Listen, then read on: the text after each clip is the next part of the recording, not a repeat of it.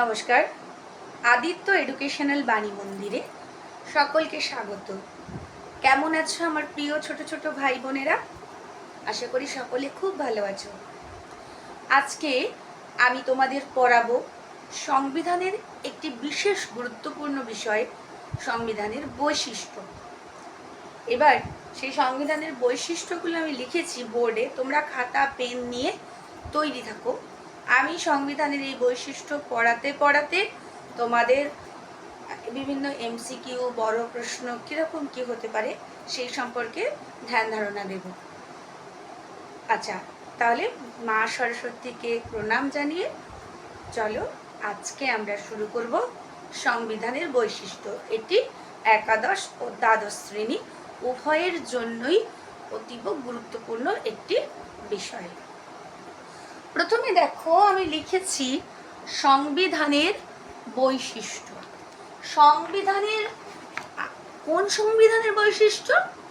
যে কোনো সংবিধানের? এটা আমার লেখা হয়নি, বলছে না, ভারতীয় সংবিধানের বৈশিষ্ট্য। ভারতীয় সংবিধানের প্রথম বৈশিষ্ট্য কি? বলছে ভারতীয় সংবিধান হচ্ছে বৃহত্তম ও জটিল সংবিধান। ভারতীয় সংবিধান হলো বৃহত্তম ও জটিল সংবিধান। দ্বিতীয় বৈশিষ্ট্য কি? লিখিত ও অলিখিত সংবিধান। তারপরে তৃতীয় বৈশিষ্ট্য কি? সুপরিবর্তনীয় ও দুষ্পরিবর্তনীয় সংবিধান। চতুর্থ বৈশিষ্ট্য কি? মন্ত্রী পরিষদ দ্বারা চালিত বা সংসদীয় শাসন ব্যবস্থা। তারপরে যুক্তরাষ্ট্রীয় বা আধা যুক্তরাষ্ট্রীয় শাসন ব্যবস্থা। তারপরে আসছে সংবিধানের বৈশিষ্ট্যে মৌলিক অধিকার ও মৌলিক কর্তব্য আমাদের নাগরিকদের। তারপরে আসছে বিভিন্ন নির্দেশমূলক নীতি। তারপরে আছে নাগরিকত্ব। তারপরে আছে সংরক্ষণ ব্যবস্থা, সর্বজনীন প্রাপ্তবয়স্কদের ভোটাধিকার, আর রয়েছে সংরক্ষণ ধর্মনিরপেক্ষতা। এই যে বিষয়গুলো, এগুলোকে আমি আজকে তোমাদের সুন্দর করে বুঝিয়ে দেব। দেখো, তোমরা যারা বড় প্রশ্ন ওপর বেস করে সংবিধানটা পড়ছো, মানে ক্লাস 12 বলছি, বা গ্র্যাজুয়েশনে তোমরা যারা আছো, তোমাদের ক্ষেত্রে আমার বোঝানোটা অত্যন্ত গুরুত্বপূর্ণ হবে। কারণ তোমাদের বড় বড় নোট লিখতে হবে, 5 নম্বরের প্রশ্নও লিখতে হবে, বড় প্রশ্ন লিখতে হবে। কিন্তু তোমরা যারা 11-এ আছো তারা হয়তো ভাবছো কি হবে, আমাদের তো এমসিকিউ আসবে, ওই দাগিয়ে দেবো, হয়ে যাবে, কিছু গুরুত্বপূর্ণ মুখস্থ করে নেব। না, তা করলে হবে না। যদি বিষয়টা তোমাদের বোঝা থাকে তাহলে কি হবে, যে কোনো এমসিকিউর সমাধান করতে তোমাদের কোনো রকম কষ্ট হবে না।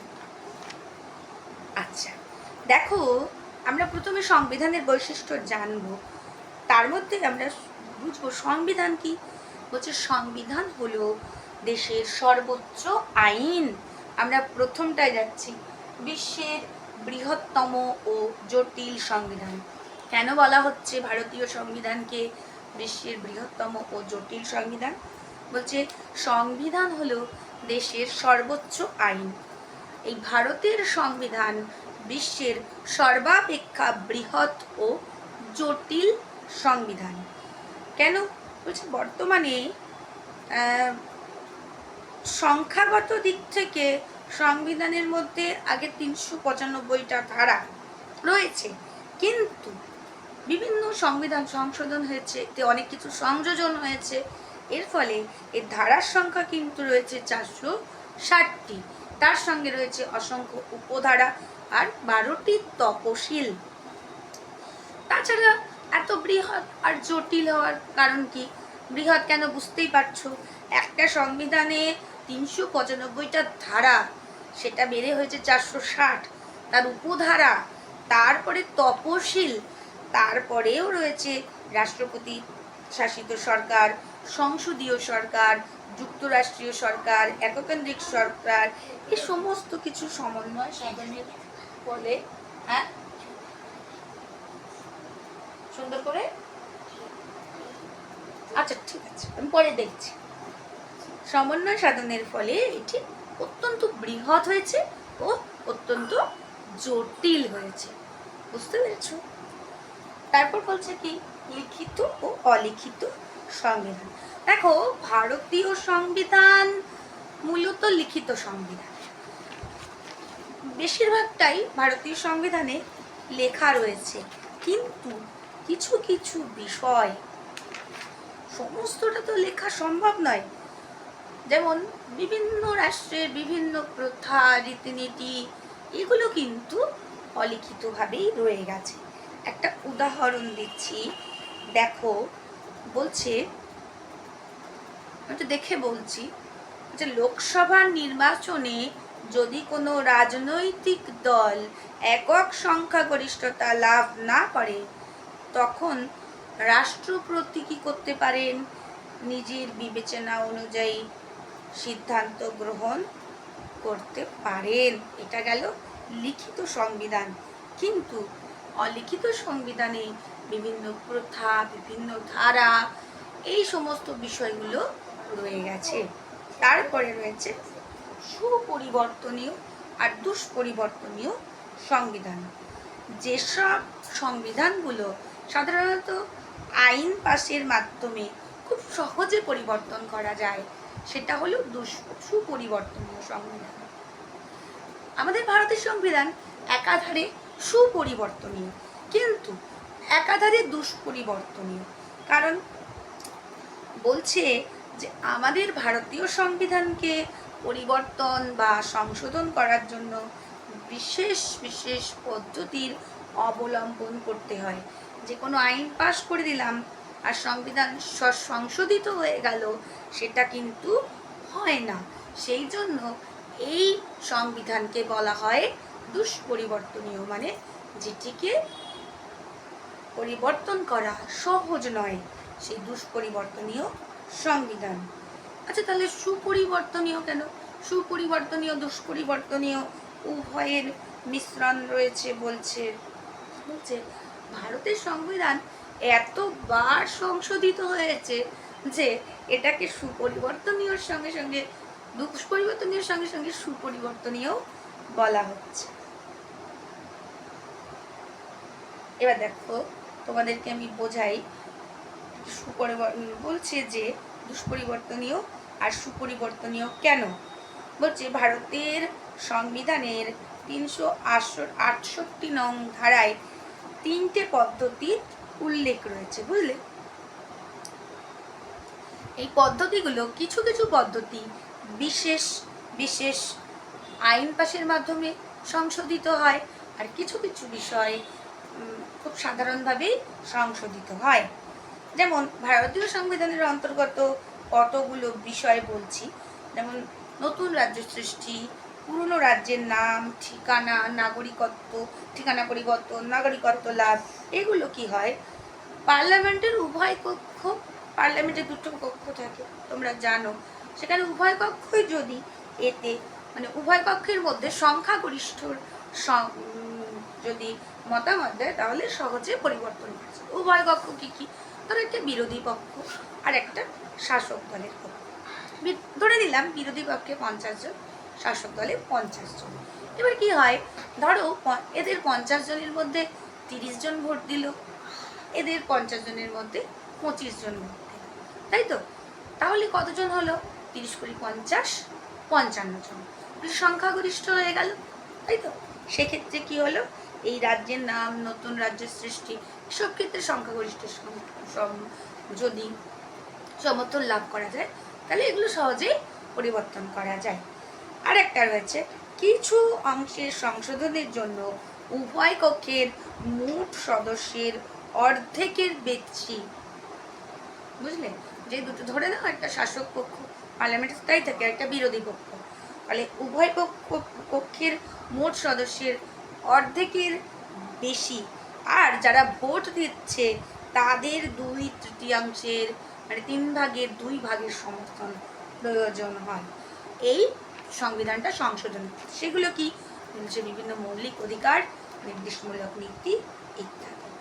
আর অত্যন্ত কঠিন পরিবর্তন, মানে কঠিনভাবে বা যেগুলো পরিবর্তন করতে অত্যন্ত কষ্টকর, সেগুলো কি? যেমন বলছে সেগুলো হলো সুপ্রিম কোর্ট ও হাইকোর্টের বিভিন্ন বিষয়, কেন্দ্র রাজ্যের বিভিন্ন বিষয়, এসব ক্ষেত্রে কি হয়, পার্লামেন্টের উভয় কক্ষের মোট সদস্যের এক অর্ধেকের বেশি লাগবে, ভোটদানকারী সদস্যের 2/3 থাকতে হবে এবং অন্তত অর্ধেক রাজ্যের আইনসভা দ্বারা এটাকে অনুমোদিত হতে হবে। অত্যন্ত কষ্টকর। সেই জন্য সহজ বিষয়ও রয়েছে, কঠিন বিষয়ও রয়েছে। সহজভাবেও সংশোধন করা যায়, কঠিনভাবেও এই সংবিধান সংশোধিত হয়। তাই এটাকে সুপরিবর্তনীয় ও দুষ্পরিবর্তনীয় সংবিধান বলা হয়। আবার এটাকে সংসদীয় বা মন্ত্রী পরিষদ চালিত শাসন ব্যবস্থাও বলা হচ্ছে। এই গ্রেট ব্রিটেনের অনুকরণে ভারতীয় সংবিধানে সংসদীয় ও গণতান্ত্রিক ব্যবস্থা গৃহীত। এই ব্রিটিশ ওয়েস্টমিনিস্টার এই মডেলের অনুকরণে পার্লামেন্টে এই ব্যবস্থা গড়ে উঠেছে। দেখো, আমাদের সরকারের 3টে ভাগ। প্রথম ভাগ হলো আইন বিভাগ, দ্বিতীয়টা হলো শাসন বিভাগ, তৃতীয়টা হলো বিচার বিভাগ। এছাড়াও রয়েছে রাজ্য সরকার আর কেন্দ্রীয় সরকার। সরকারি আইন সংক্রান্ত যে বিভাগ সেটাকেই বলা হয় সংসদ বা পার্লামেন্ট। আচ্ছা, তোমরা এই ভিডিওটা প্রত্যেকে দেখো, যদি ভালো লাগে লাইক করবে, কমেন্ট করবে, শেয়ার করবে, অবশ্যই সাবস্ক্রাইব করবে। আর আমি এর সঙ্গে সঙ্গে তোমরা আমার ভিডিওগুলো যারা প্রতিদিন দেখছো তারা দেখতে পাচ্ছ, পল সায়েন্সের সঙ্গে সঙ্গে আমি কিন্তু দর্শন, সংস্কৃত, আমি মূলত সংস্কৃতের স্টুডেন্ট, এছাড়া তোমাদের ইতিহাস, এই সমস্ত বিভিন্ন বিষয় আমি কিন্তু পড়াই। আর সংস্কৃতটা আমি গ্র্যাজুয়েশনেরও পড়াই, সংস্কৃতটা আমি এসএসসিরও পড়াই, আর আমি স্পোকেন সংস্কৃত টিচার ছিলাম অনেক বছর। তাই তোমরা যারা আমার ভিডিওগুলো শেয়ার করবে, তারা আমার ভিডিওগুলো দেখলে তারা আমার কাছে বিভিন্ন কোয়ারিজ করতে পারে সংস্কৃত পড়ার জন্য বা অন্যান্য সাবজেক্ট পড়িয়ে দেওয়ার জন্য। আর তোমাদের কাছেও আমার অনুরোধ, তোমাদের যদি আমার পড়ানো ভালো লাগে তাহলে তোমরা আমাকে কমেন্ট করবে যে কোন কোন বিষয় তোমরা আমার কাছে পড়তে চাও, কী ধরনের, কীভাবে পড়ালে তোমাদের ভালো লাগবে, কীরকম ধরনের প্রশ্নগুলো তোমাদের বুঝিয়ে দেবো, কোন কোন জায়গা তোমাদের কঠিন লাগছে সেই জায়গাগুলো আমি তোমাদের বুঝিয়ে দেবো। আর আজকের ভিডিও শেষের দিকে আমি তোমাদের বেশ কিছু গুরুত্বপূর্ণ এমসিকিউ দেবো একাদশ শ্রেণীর জন্য, যেটা একাদশ দ্বাদশ উভয় শ্রেণীর জন্যই প্রযোজ্য। তাহলে আমরা কি বলছিলাম, 3টে বিভাগ রয়েছে, তাই তো? কি কি? আইন বিভাগ, শাসন বিভাগ আর বিচার বিভাগ। পার্লামেন্ট হলো আইন বিভাগ। এবার আসবো, এছাড়াও রয়েছে লোকসভা ও রাজ্যসভা। সংবিধানের বলছে রাজ্যসভার, এবার আমরা যাব রাজ্যসভার গঠনটা কেমন হবে। বলছে রাজ্যসভায় সব থেকে বেশি সদস্য সংখ্যা হবে 250 জন, 250 জন। অঙ্গরাজ্য ও কেন্দ্রশাসিত অঞ্চলের মধ্যে থেকে 238 জন নির্বাচিত হবে। আর দেখো, তোমাদের ভাই, তোমাদের হাই বলছে, ওর সাথে একটু কথা বলে নাও। হাই বন্ধু, কেমন আছো তোমরা? ভালো আছো তো? আবার পড়তে এলে কিন্তু একদম দুষ্টুমি না, চুপচাপ পড়বে, মার কথা শুনবে একদম। ও আমার কাছে মাঝে মাঝে আসে, ওকে থাকতে দিন, আর ডিস্টার্ব করে তো। ম্যাডাম ওকে তোমরা কিন্তু আমার মার কাছে ভালো করে পড়বা। আচ্ছা, এবার আমি পড়াই, তুমি বসো। এবার তুমি পড়াও। এবার আসবো রাজ্যসভার গঠনে। রাজ্যসভা কিভাবে গঠিত হয়? আচ্ছা, প্রথমে তোমাদের একটুখানি বলে দিই সংসদ কিভাবে গঠিত হয়। এই যে আইন সংক্রান্ত বিভাগটাকে বলা হচ্ছে সংসদ, এটা গঠিত হচ্ছে লোকসভা, রাজ্যসভা ও রাষ্ট্রপতিকে নিয়ে। এবার আমরা জানবো, এটা সরিয়ে দিয়ে বসো। এবার আমরা জানবো রাজ্যসভা কিভাবে গঠিত হয়। এটা আমাদের জেনে রাখার প্রয়োজন। আমরা ভোট দিই, আমরা এই রাজ্যের বাসিন্দা, আমাদের এই বিষয়ে জেনে রাখার অবশ্যই প্রয়োজন। দেখো, রাজ্য সরকার সর্বোচ্চ সদস্য সংখ্যা 250 জন, এগুলো জেনারেল নলেজেও আসে। অঙ্গরাজ্য ও কেন্দ্রশাসিত অঞ্চল থেকে 238 জন নির্বাচিত হন। এছাড়া সাহিত্য বিভাগ, বিজ্ঞান বিভাগ থেকে রাষ্ট্রপতি আরও 12 জনকে মনোনীত করেন। বর্তমানে রাজ্যসভায় সদস্য সংখ্যা 245 জন। রাজ্যসভার সদস্য হতে গেলে 30 বছর বয়স তাকে হতেই হবে। আর কি, রাজ্যসভা একটা স্থায়ী কক্ষ, একে কখনো ভেঙে ফেলা যাবে না। গেল, এটা আমাদের জানা উচিত। এবার আসবো লোকসভা। তোমরা ভোট দাও, রাজ্যসভার ভোট দাও, লোকসভার ভোট দাও, খুব ভালোভাবে তোমাদের জেনে রাখা উচিত।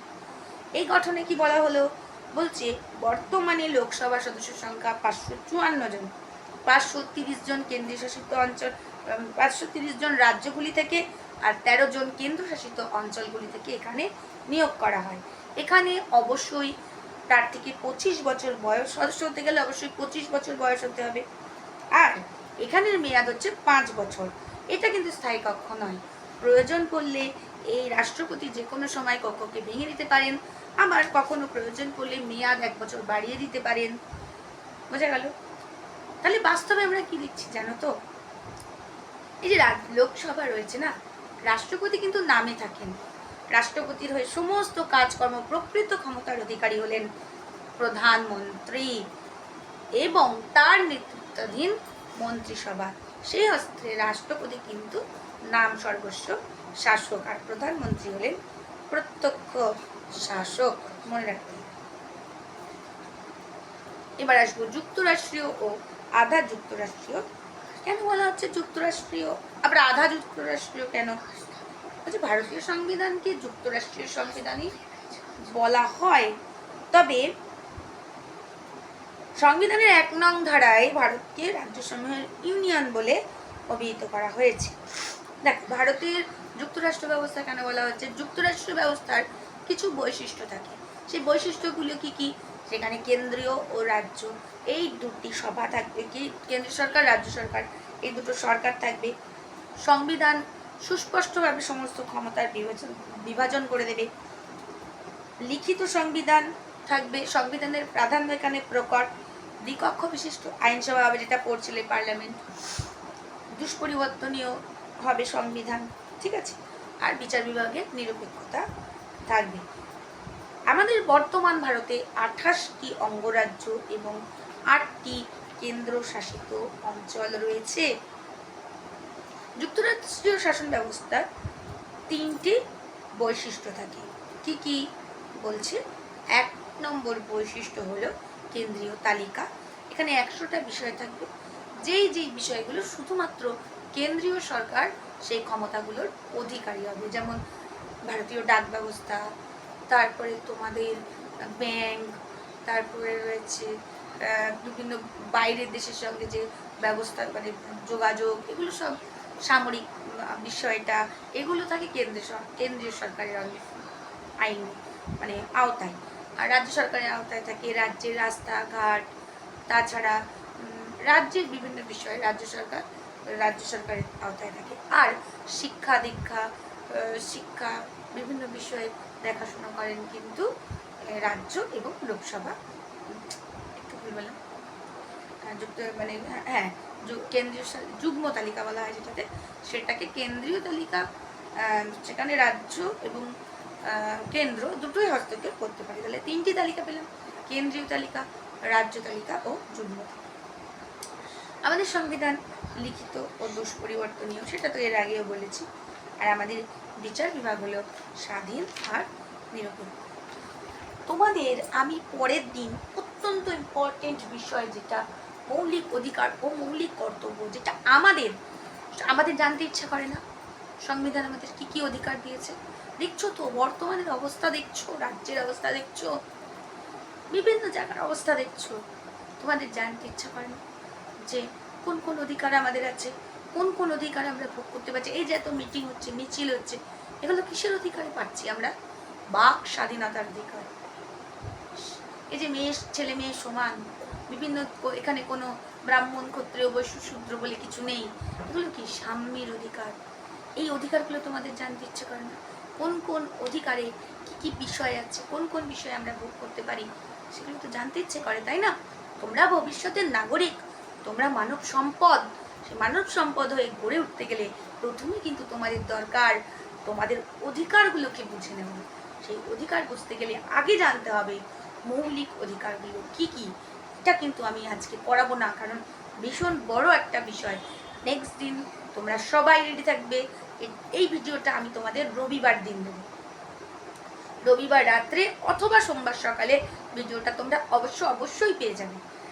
মৌলিক অধিকার, নির্দেশমূলক নীতি, এই দুটো বিষয় ভীষণ ভীষণ ইম্পর্টেন্ট বড় প্রশ্ন আসে এখান থেকে, ছোট প্রশ্ন আসে। তাই এই দুটো বিষয় কিন্তু তোমাদের আমি পড়াবো। খুব মন দিয়ে আমার ভিডিও এগুলো দেখতে গেলে আমার চ্যানেলটাকে কিন্তু তোমাদের সাবস্ক্রাইব করে দিতে হবে, লাইক কমেন্ট শেয়ার করে দিতে হবে। তবে মৌলিক অধিকারটা একটু বলে রাখি যে 19টি মৌলিক অধিকার আমাদের রয়েছে, বুঝলি তো। তার মধ্যে বাক স্বাধীনতা, সংবাদপত্রের স্বাধীনতা, এই বিষয়গুলো রয়েছে। ভারতীয় নাগরিকদের মৌলিক অধিকার, তার মধ্যে প্রধান হলো সাম্যের অধিকার 14 থেকে 18 নং ধারা, স্বাধীনতার অধিকার 19 থেকে 22 নং ধারা, শোষণের বিরুদ্ধে অধিকার 23 থেকে 24 নং ধারা, ধর্মীয় স্বাধীনতার অধিকার 25 থেকে 28 নং ধারা এবং সাংস্কৃতিক ও শিক্ষাগত অধিকার 29 থেকে 30 নং ধারা, শাসনতান্ত্রিক সংবিধানের অধিকার 32 থেকে 226 নং ধারা।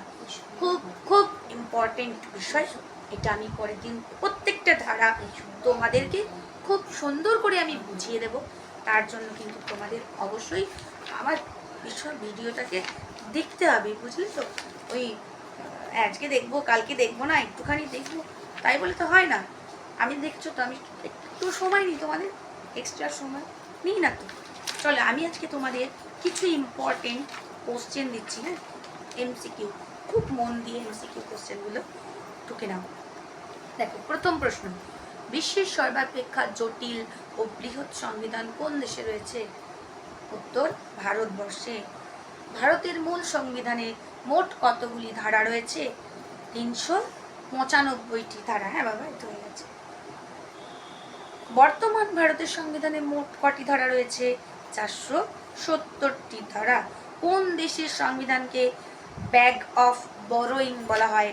অথবা ভারতের সংবিধানের অপর নাম কি? ব্যাগ অফ বরোইং কেন বলছে জানো? কারণ ভারতীয় সংবিধান বিভিন্ন দেশ থেকে ভালো জিনিসগুলোকে খুঁজে নিয়ে আমাদের সংবিধানে যুক্ত করেছে, তাই ব্যাগ অফ বরোইং বলা হয়। খুব ইম্পর্টেন্ট। ভারতের সংবিধান কি প্রকৃতির? লিখিত ও অলিখিত সংবিধান। মডার্ন কনস্টিটিউশন বইটির লেখককে KC Wheare. Commentary of the constitution of India কার লেখা? দুর্গাদাস বসু। লিখিত ও দুষ্পরিবর্তনীয় সংবিধান কোন শাসন ব্যবস্থায় দেখতে পাওয়া যায়? যুক্তরাষ্ট্রীয় শাসন ব্যবস্থা। সহজে পরিবর্তন করা যায় এমন সংবিধানকে কি বলে? সুপরিবর্তনীয় বা নমনীয়। আর সহজে পরিবর্তন করা যায় না এমন সংবিধানকে কি বলে? দুষ্পরিবর্তনীয় বা অনমনীয়। ভারতের সংবিধান কি অংশত সুপরিবর্তনীয় ও অংশত দুষ্পরিবর্তনীয়? আওয়ার কনস্টিটিউশন গ্রন্থটি প্রণেতাকে? Subhashji Kashyap. Very very important. এই কোশ্চেনগুলো করো। পরের দিন আমি তোমাদের আরও অন্তত পুরো ভিডিওটা দেখার পর সেই যতটুকু পড়াবো তার উপর ভিত্তি করে অনেকগুলো প্রশ্ন দেবো। আজকে তোমরা সবাই ভালো থেকো, আশীর্বাদ করি আর ভগবানের কাছে প্রার্থনা করি তোমরা খুব ভালো বড় মানুষ হও, ভবিষ্যতে আমাদের এই রাজ্যকে, এই দেশকে তোমরা রক্ষা করো। আর দেখছো বর্তমানের যে অবস্থা, সেই অবস্থা থেকে তোমরা অবশ্যই মানে দেশকে একটা সুন্দর সুষ্ঠু অবস্থায় আনার চেষ্টা করবে, কারণ তোমরাই কিন্তু ভবিষ্যতের নাগরিক, তোমরাই হলে ভবিষ্যতের সম্পদ। তাই খুব ভালো করে তার আগে পড়াশোনাটা করতে হবে, নিজেদের জিনিসগুলো নিজেদের জেনে নিতে হবে। মা সরস্বতীর কাছে প্রার্থনা করব তোমরা যেন প্রত্যেকে খুব খুব খুব ভালো মানুষ হও, বড় মানুষ হও, মনের দিক থেকে খুব ভালো থাকো। আজ এখানে রাখছি, আবার দেখা হবে আগামী দিন। কালকে কিছু শর্ট কোশ্চেন দেবো, ছোট ছোট ভিডিও দেবো, রবিবার দিন কিন্তু বড় ভিডিও দেবো। রাখছি।